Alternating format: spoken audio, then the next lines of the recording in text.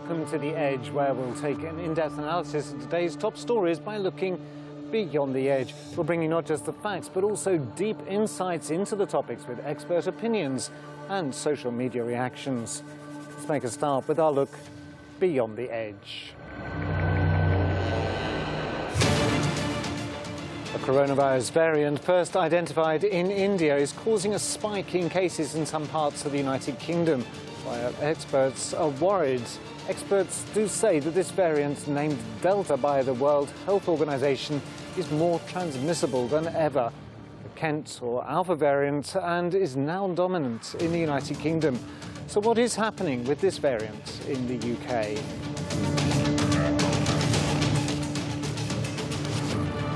Aducanumab, the first new drug for Alzheimer's disease for nearly 20 years, has been approved by regulators in the United States, paving the way for its use in the United Kingdom. It targets the underlying cause of Alzheimer's, the most common form of dementia, rather than its symptoms.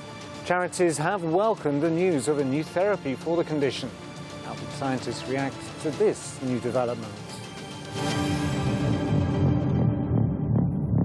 And the US Supreme Court has unanimously ruled that thousands of people living in the United States for humanitarian reasons are ineligible to apply to become permanent residents. The outcome in a case involving a couple from El Salvador who'd been in the US since the early 1990s turned on whether people who entered the country illegally and were given humanitarian protections were ever admitted into the US under immigration law. And US President Joe Biden changed attitudes towards migrants and immigration. So these are the top three stories that we'll be taking a look at today from Beyond the Edge. Let's get started.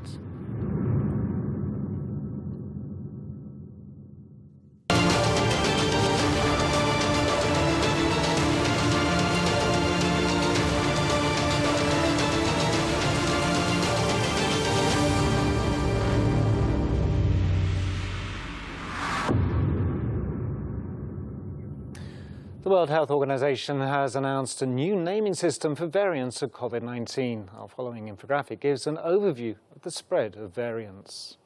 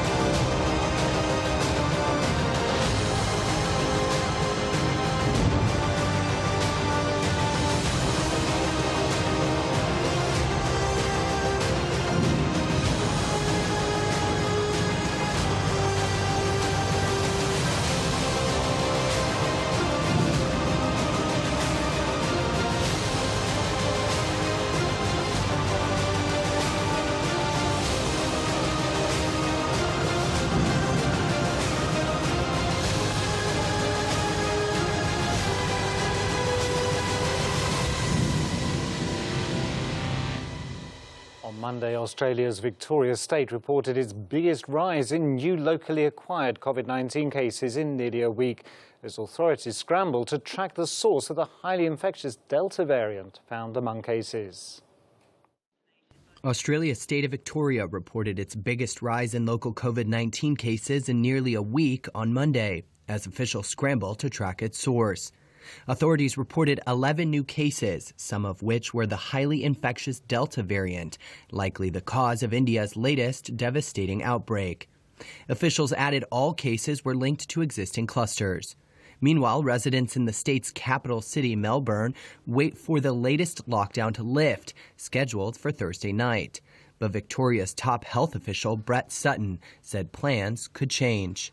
As I've always said, we're looking at numbers every day. We make those decisions on a day-by-day basis. I don't know what today will bring in terms of new notified cases. Melbourne on Monday entered its 11th day of a hard lockdown after officials over the weekend found the Delta virus variant. Australia has largely contained outbreaks with snap lockdowns, regional border restrictions, and social distancing measures. And nearly 20% of the country's adult population has received a first dose of a vaccine. And I'm joined live from Weston-super-Mare in the United Kingdom by Professor Parag Singhal, who's a consultant endocrinologist and National Secretary of the British Association of Physicians of Indian origin. Professor Singhal, thank you for joining us again here today on The Edge. Delighted to be back. Lovely to see you. First of all, let's talk about the new names for these variants, these mutations. Last week, the World Health Organization announced that it was moving away from the location-based names, and rather than going to the technical names and calling, for example, one of the variants B.1.617.2, to call it the Delta variant and other Greek letters. What's the rationale behind that, and does it actually benefit us in our handling of the pandemic? Well, in a way, it removes the stigma attached with the mutation when we call it Brazilian variant, South African variant, or Indian variant. And people have different connotations attached to when the country's name is attached to it. So in a way, it's a welcome step by World Health Organization to move away from country's name. Viruses mutate all the time. And it is not any country's fault that virus is mutating. So I think it is quite good in a way that they're using something, and just, they're using this so-called Greek letters, which is good. But eventually, what they're identifying is that this is a new mutation, this is a new variation. And that's what it is all about. And of course, it's important for people to realize that they're out there and that they should do all they can to stop spreading it so that we don't have more variations. Now, sadly, whilst things generally are going very well in the United Kingdom, and it's in the north of England particularly, as well as in Australia and several other places, the variant formerly known as the Indian variant, now known as the Delta variant, is spreading very rapidly, and a new report's come out about it. What can you tell us about this particular variant? Yeah, so this so-called Indian variant, what is now known as Delta variant, and it was observed since April in India, and although there were no definite figures around it, but it was an observation, or put it this way, universal observation by all, that it is more transmissible and it is of high virulence. And that is why India saw what India saw in terms of number of patients getting admitted and huge demand on the system. And now, obviously, we have got some figures, and apparently Health Minister, Mr. Matt Hancock, says it is 40% more transmissible than the Alpha variant, which was so-called Kent variant prevalent in UK. So it ties up with the observation seen in India. And I think this again puts responsibility on all of us, that because of its increased transmissibility, we have to be very cautious in our approach. Whether it is a easing of lockdown, whether it is our day-to-day life. And it just puts a lot of, once again, responsibility, not only on the state, but also on individuals to ensure that we try to observe all the basic measures, all the measures which we need to observe to reduce the spread of the infection. I think that's a very important point that you've just raised there. We're all too used to relying on our national authorities and our governments to protect us from dangers, but it is the individual responsibility at the end of the day to both protect ourselves and to do what we can to stop communicating this disease, this illness to others. Now, the United Kingdom, as I say, has had very good vaccination rates so far and become very confident looking forward, hoping to reopen everything on the 21st of June, I believe, which is just about 10 days away. But the north of England is seeing a slight resurgence again, Manchester, Lancashire, and so on. Is this something to be expected? Yes, I mean, I think the resurgence, especially in regions where there is strong presence of Asian population, ethnic minority population, it was expected. There's bound to be surge in the cases. And I think that puts the lockdown or easing of lockdown by 21st of June into a different perspective. And I think it becomes a little bit more challenging to take a decision around easing down, complete easing down of lockdown. And even if there is easing down of lockdown, I think once again, we need to continue observing some basics, social distancing, we go out, hand sanitizing, and more importantly, masks. And I think we, as certainly in UK is basking in fantastic weather right now. So there's no reason why people, if they want to go out for restaurants or to pubs, there's no reason why they should not meet outdoors. So at every possible opportunity, we should try to meet outdoors, because the chances of spreading the infection are much less outdoors compared to indoors. So I think those are some simple things individuals can observe. And of course, I'm sure the government would be observing the data very, very closely. And depending on surges, depending on how situation is, there could be a situation of some regional lockdowns, or some regions opening up, some regions not opening up so much. So I think we will see a mixture of different options across the country now. Now, of course, we're talking specifically there about the United Kingdom, but as an example, these patterns repeat themselves all around the world. So where countries have reopened or are still in lockdowns, these are still lessons that are worth knowing about to learn and apply in other places to see what goes right and what doesn't. And one of the things the head of the National Health Service pointed out the other day, the British Health Service pointed out the other day, was that those that have had 2 vaccinations have been very well protected and haven't been seen in hospitals. Is that a surprise? Yeah. No, it doesn't come as a surprise, because even the US data did suggest that people who have had 2 doses, of Pfizer, let us say, efficacy of 88% or 90%. So that doesn't surprise us. And also the data is there that if you have appropriate vaccination, the chance of spread is also reduced. But the point is, the UK has done very well as far as vaccination is concerned. Some 40 million have been vaccinated first dose, and some 27 million have been vaccinated both the doses. And that's very, very impressive. But even when we achieve full vaccination, the important point to remember here is, and this is where the precautions still need to be taken, that the efficacy may be 90%. So 90% of population is completely protected in terms of symptomatic disease. But we do not know, as a layperson or just as an ordinary citizen, which group we are likely to belong to. Are we going to have full protection, or are we going to belong to 10% group, in which case the risk is 100% for us. So we may be reckless in our behavior and thinking that we are in 90% group, or we may take a cautious approach, thinking that actually the risk is absolute for us. Therefore, we will continue to maintain all the precautions. So my feeling is, despite the vaccination in UK and US and all those things, until the whole world is vaccinated and the virus mutations or virus stabilizes and the mutations reduce, we are going to be living in a world which is going to be a new normal world for us.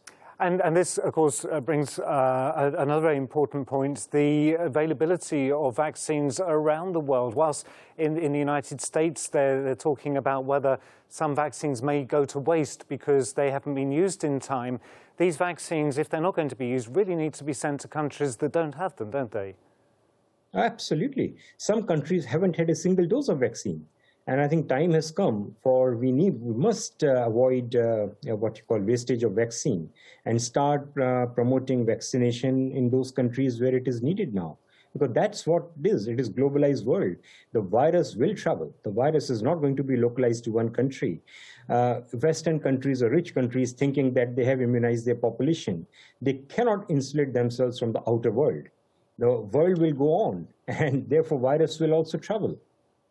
So they need to be careful. But summer's coming. British people I know love to travel, as do everybody around the world. Would you advise people to stay at home, or is it safe to travel? Well, if you ask my personal opinion, I think domestic travel is a better option than international travel. And I think as much as possible, people should limit travel to local areas or within the country. Yes, it is uncertain world. So right now, my personal view is international travel is risky. Yes, so it's avoid the risks and make sure you take care of your neighbour before extending into the outer world. Well, Professor Singhal, thank you so much for joining us today on The Edge. Let's hope things continue to go well in the UK. Thank you. So experts are confident that existing vaccines can be redesigned to better tackle emerging mutations. The UK government has a deal with the biopharmaceutical company CureVac to develop vaccines against future variants and has pre-ordered 50 million doses. Depending on how variants continue to develop, these could potentially be used to offer a booster vaccine to older or clinically vulnerable people later on in the year. Now let's move on to our next topic, which is also medical, regarding a new drug which has been approved by the FDA for Alzheimer's disease. Alzheimer's is a type of dementia that affects memory, thinking and behaviour. Symptoms eventually grow severe enough to interfere with daily tasks. This following infographic gives a better understanding of the disease.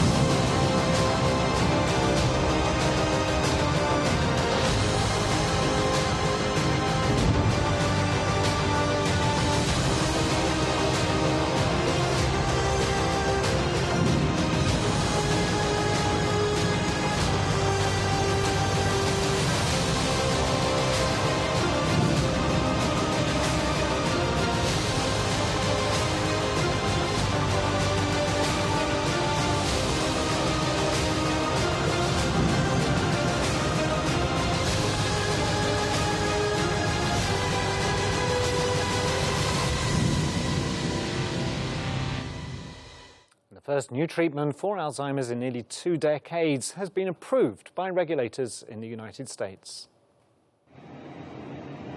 US regulators have approved Biogen's aducanumab as the first treatment to address an underlying cause of Alzheimer's disease, despite controversy over mixed clinical trial results for the drug. Aducanumab aims to remove sticky deposits of a protein called amyloid beta from the brains of patients in earlier stages of Alzheimer's in order to stave off its ravages, which include memory loss and the ability to care for oneself. The Food and Drugs Administration said that the clinical trials for the treatment, to be sold under the brand name ADUHELM, showed a reduction in the plaques that is expected to lead to a reduction in the clinical decline of patients. Biogen's drug had been hailed by patients' advocates and some neurologists eager to have an effective option for patients with the lethal disease. The FDA said that Biogen must conduct a post-approval clinical trial to verify the drug's clinical benefits. Aducanumab was studied in patients with early disease who test positive for a component of amyloid brain plaques. Biogen has estimated that around 1.5 million Americans would be eligible for treatment with aducanumab, which is given by monthly infusion, raising concerns about costs to the healthcare system. Now joined live from London in the United Kingdom by Professor Bart de Strooper, who's the director of the UK Dementia Research Institute. Professor de Strooper, thank you so much for joining us here today on The Edge. Very happy to do that. First of all, before we talk about this, this terrific new news of the FDA approval of a new drug, could you just very briefly explain to us what Alzheimer's is and what causes it, if we know? Yeah, I was looking a bit to this this introduction you have sent out. And so equalizing Alzheimer's with dementia is a oversimplification. So what we would define nowadays Alzheimer's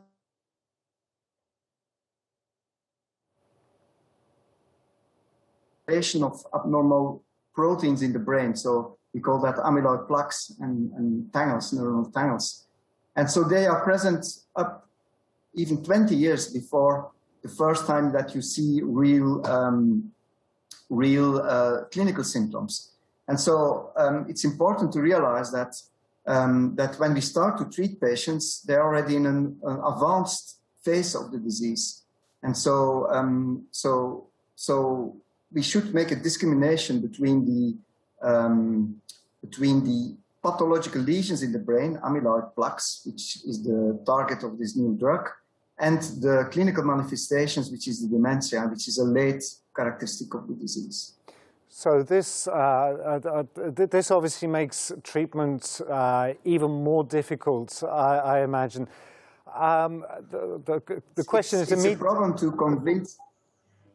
I'm sorry. So it's a problem to convince people early because there is no clinical symptom. But on the other hand, it gives you an enormous window to prevent the dementia because you could treat at the time that these lesions are accumulating. And you can visualize this actually with the brain scans nowadays. So it's possible to do that early diagnosis. And I think that's the place where the treatments like aducanumab will have the most effective effects. So in terms of obtaining an early diagnosis, does this mean that people should be, when they get to a particular age or under particular circumstance, they should automatically be tested for? Well, it's a bit too early for that. And so for cancer, we see that already, these early on screens, and also for cardiovascular disease. But for these two types of disease, we have a battery of treatments. So for Alzheimer, we didn't have anything as yet, but aducanumab might be the first kit of that block. But so I think that we'll see that over the years coming, that people with either a genetic background, family with suffering from Alzheimer's, or with cognitive problems at 45, 50, 55, a bit worried that they become more forgetful, that these people will be tested more actively than is done nowadays. And then if there are signs of Alzheimer's disease, they will be put on treatment. That's certainly going to be in the future like that. Well, that sounds like tremendous progress. But let's talk about aducanumab. I hope I said that correctly. This new drug is the first to be approved in 20 years. Is it at the final stage, or is it still in testing? Well, what's happening with it? Well, it's conditionally approved by the FDA in a fast track setting, and so that means basically that it's basically approved because it removes the amyloid plaques from the brain. So it has its biochemical effect, and then there is some evidence that it also has an effect on the cognition of the patients. There were two trials, and it's a long story, but one of the trials had an effect and the other trial didn't have it. And so many of my colleagues, scientists, and I must say, if you purely look at it from a scientific point of view, would say it's not proven that this drug alters cognition. But as a basic scientist also interested in the pre-symptomatic phase of the disease, the moment when this amyloid plaque is accumulating, I think that we have here a tool to prevent the progression of the disease if you can give this drug in a very early stage of the disorder. And that's for me a bit of disappointment now in the discussion also. The FDA has approved it for Alzheimer's disease, while I think they should have focused it on a subgroup of Alzheimer patients which are in the early phase or in the pre-symptomatic phase of Alzheimer's disease, where this expensive treatment would have probably the most effect. And this, of course, is another issue. Is the cost of this drug yet clearer, and will it be available to those that really need it? Yeah, that's the other aspect of this whole discussion. So it's only approved in America, let's be clear. So for Europe, for UK, for Turkey, for other countries, it has still to go to the approval.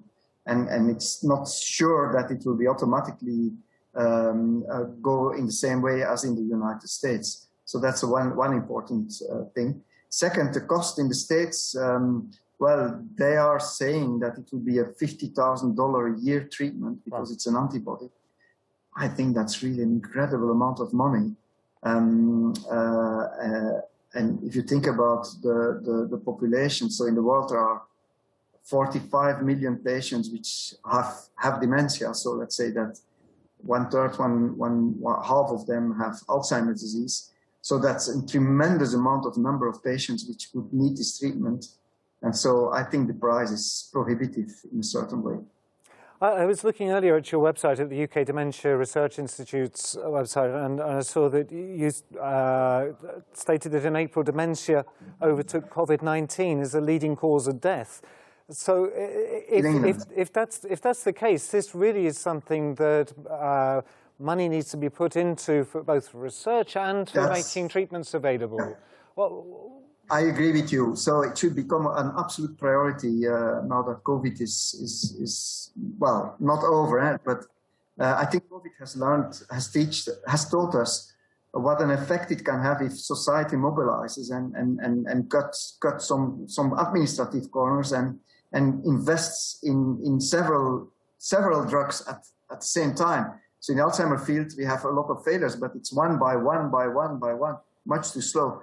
So I hope that aducanumab now shows a way for investors that there can be earned money with working with us to develop drugs. And so I hope there is much more money coming into this field.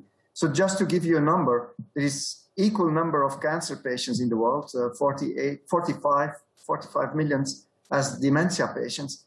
And so, for instance, if you look to the number of investigators in the UK, there are 5 times less researchers working on Alzheimer's and dementia research than on cancer.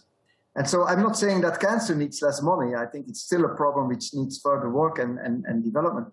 But we need to do a similar effort in the in the field of neurodegeneration if we want to really put an end to, or start to put an end to this problem, and especially taking into account that the world population is aging and that we will have 3 times more patients than we have now in 2050. So this is really an urgency. So obviously the problem will grow. Perhaps one of the benefits, if we can use the word, of COVID-19 is that the general public has become more aware of the tremendous work that medical researchers are doing and what they can achieve if they're given the facilities to do so. Yes.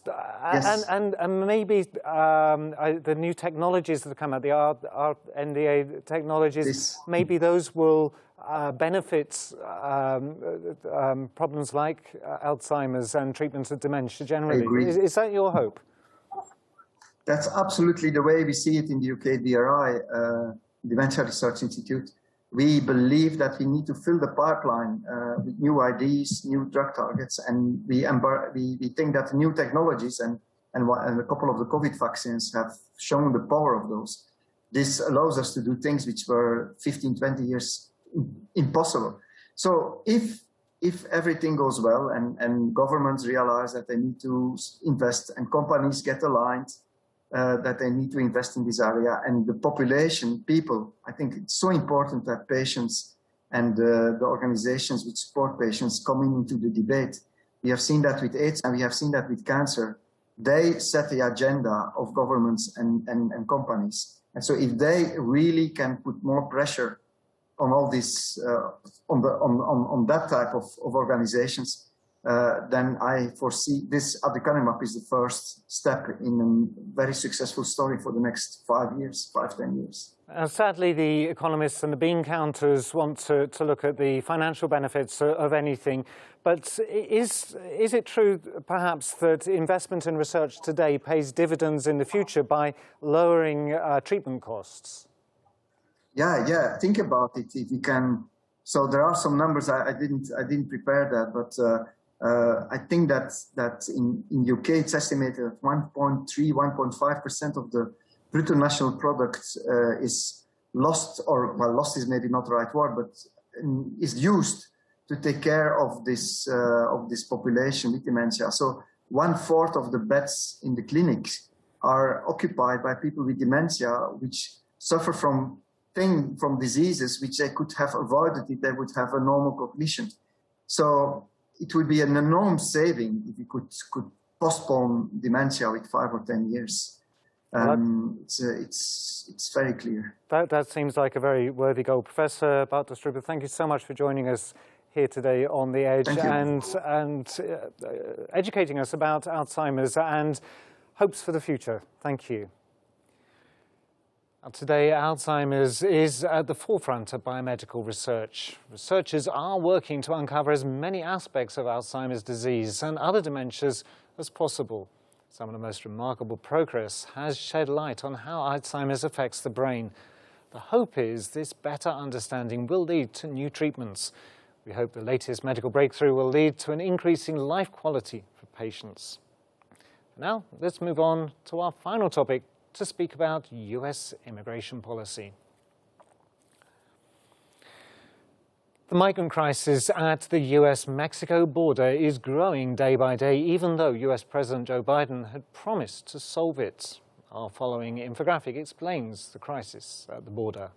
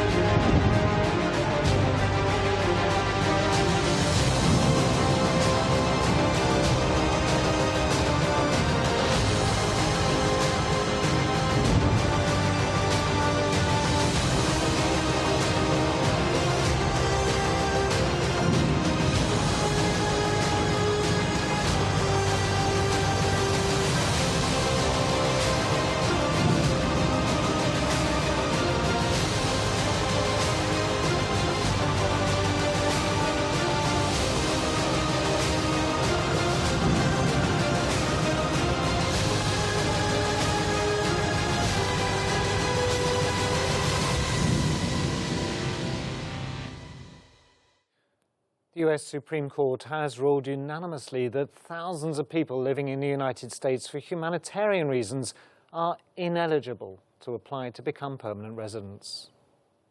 The US Supreme Court refused to let immigrants who have been allowed to stay in the United States on humanitarian grounds apply to become permanent residents if they enter the country illegally, siding with President Joe Biden's administration.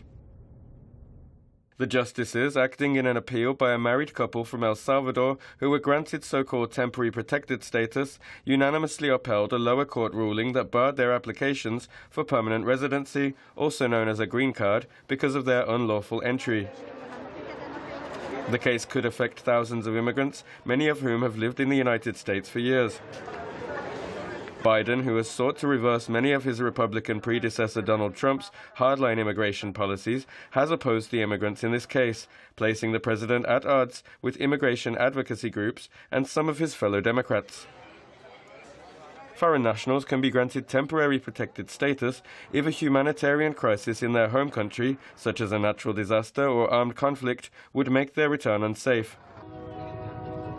There are around 400,000 people in the United States with protected status, which prevents deportation and lets them work legally.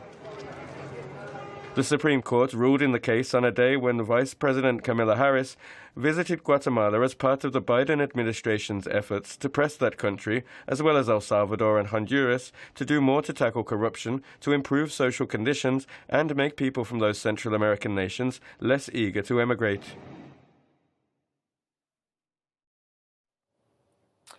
And I'm joined live from New Orleans in the United States by Dr. Robert Collins, who's a professor of urban studies and public policy at Dillard University.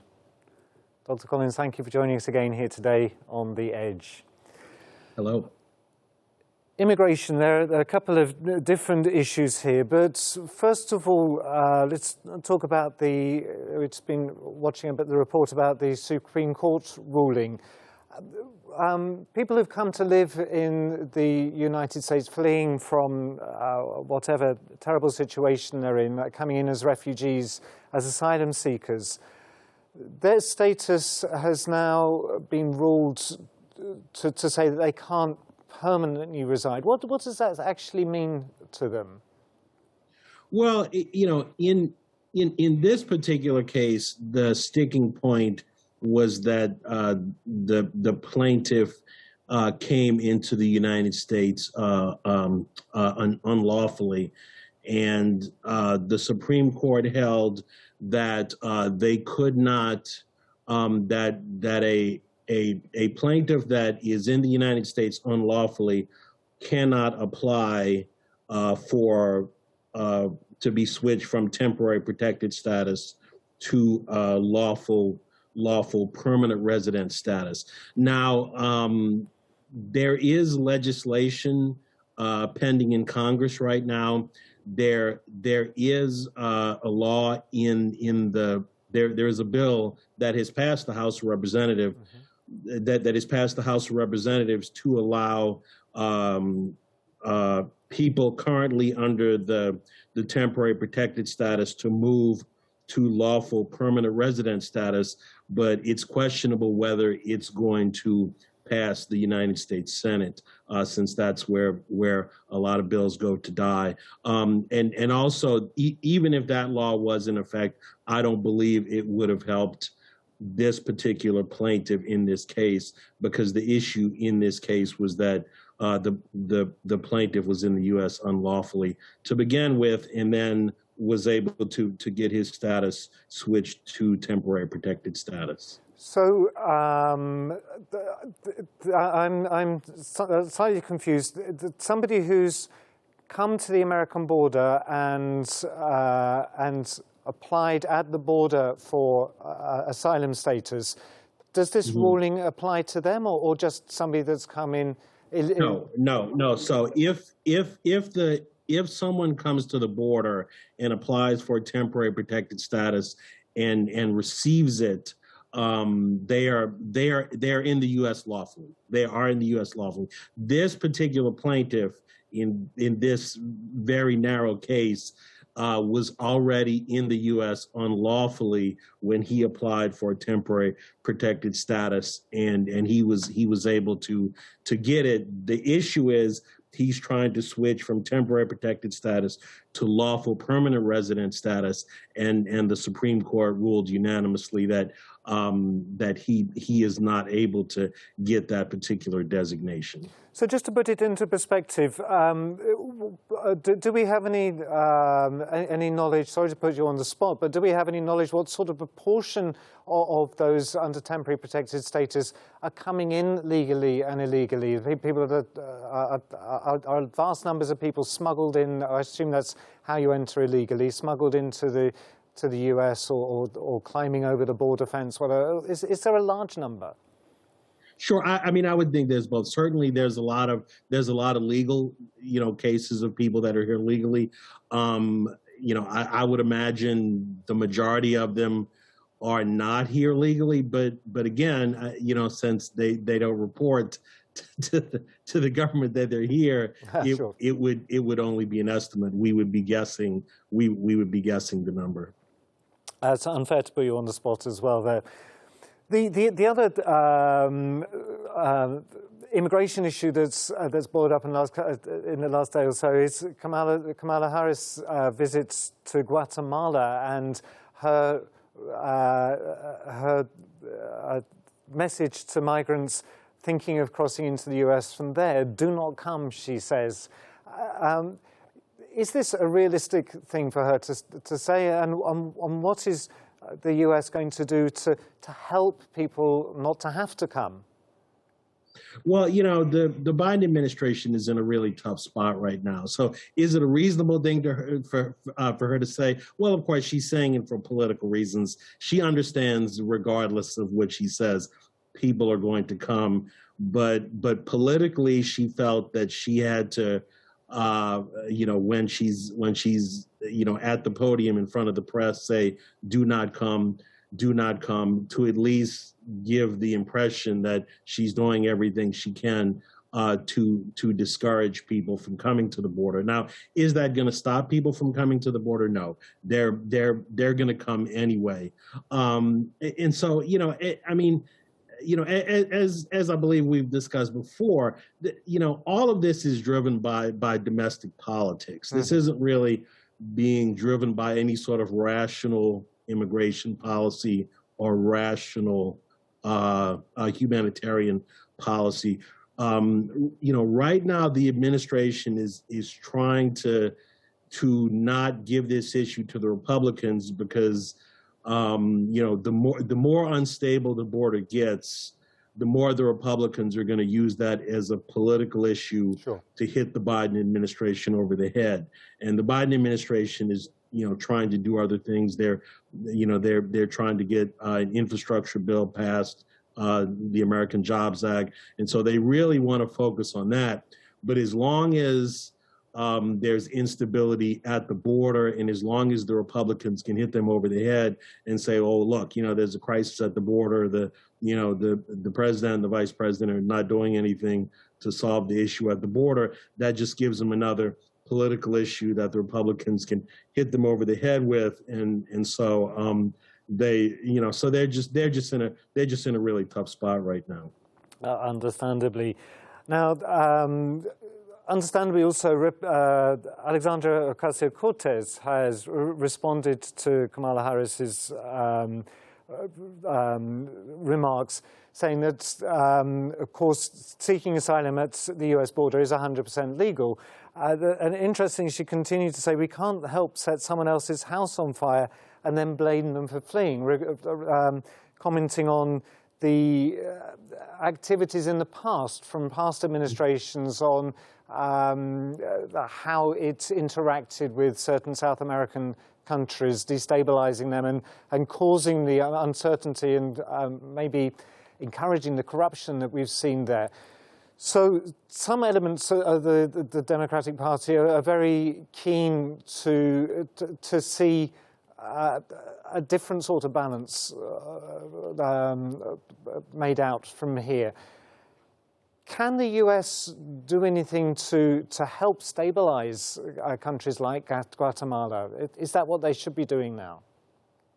Yeah, certainly the Congresswoman Ocasio-Cortez represents the progressive wing of the Democratic Party, and the progressive wing of the party basically takes the position that this is a humanitarian issue, that we should be letting more people in and providing humanitarian aid while at the same time helping these countries stabilize their internal situation. So yes, should the U.S. be doing more to help the South American countries to stabilize their democracies? Yes, they should. Will they do it? In the short term, no. I mean, I'm just being pragmatic here because again, the politics around immigration right now is just so toxic. Within the United States, mainly because we've got people at the border like Senator Ted Cruz of Texas, who basically demagogues the issue, yes, and engages just in a lot of political propaganda, just to drive the issue based on fear. So I think the Biden administration is doing everything they can right now to maintain stability and to maintain good relations with our allies on the other side of the border. But as long as they have the Republicans undercutting them, it's going to be a challenge. And the Republicans, of course, are going to continue to undercut them because they see political advantage in doing so. Well, as Rudyard Kipling would say, if you can keep a cool head while all around you are losing theirs, then that's the way forward. Robert Collins, it's a very complicated issue. Thank you so much for drawing our attention to the important issues.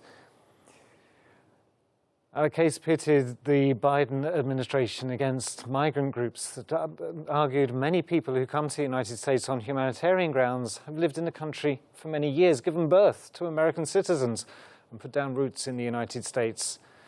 We'll see which way the Biden administration's immigration policy will grow as time progresses. Our analysts provided their insights on today's top stories. Let's have a roundup of their statements.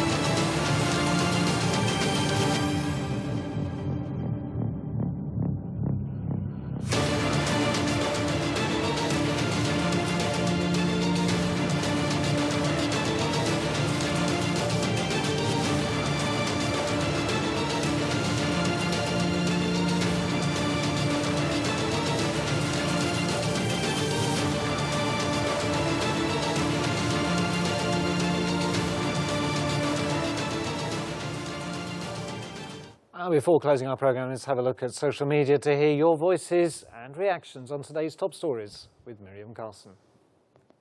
Hello, yeah, we are one more time taking a look at social media to see what trending topics there are. And today the hashtag is Harris on US borders. Let's have a look.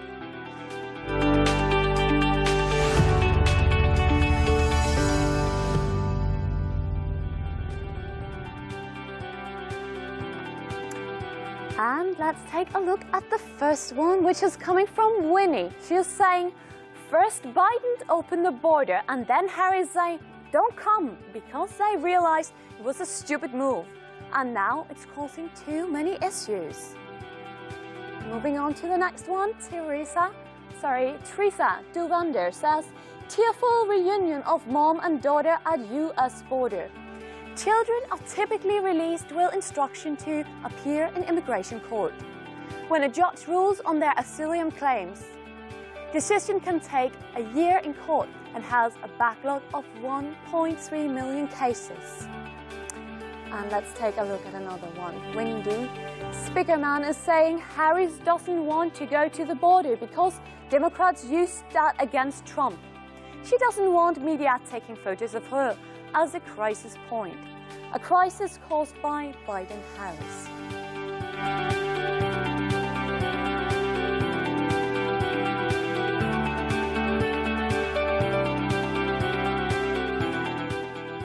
Never give up dreaming. Let's take a look at today's video, which shows the dreams of Syrian refugees who continue to dream, although they are witnessing so many difficulties.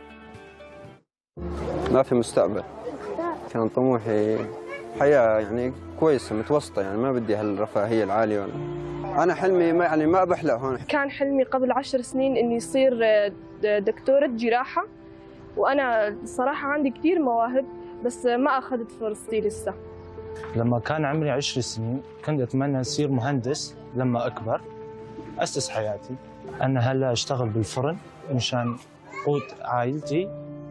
كان حلمي إنه أكمل تعليمي وأدرس مثل باقي الأطفال يعني. أنا ست بيت حاليا، عندي 4 أولاد يعني. ما عندي شغل، ما أشتغل. يعني كان أحلامي أشتغل طب أسنان وفي الدراسة، وبس الله سبحانه وتعالى ما قدرنا ندرس يعني ونكمل دراستنا. عم بشتغل مرة تيجي يعني عم بيع أغراض وهذا، وعايش عم بدفع أجار بيتي.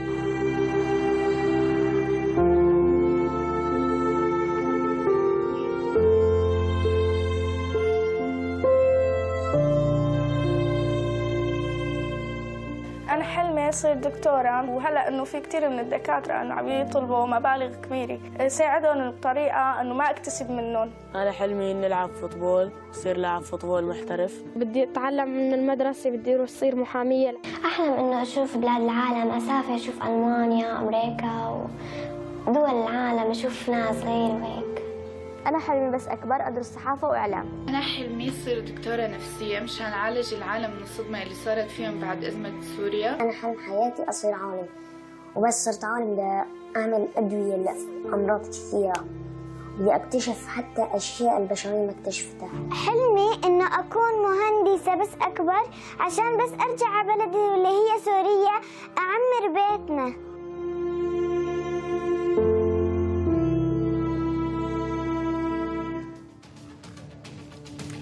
And with those dreams in mind, this is all for me for now. Back to Andy. That's all for this episode of The Edge with me, Andy Boyne. Stay tuned as we'll be back tomorrow with more in-depth analysis on the top stories and a look beyond the edge.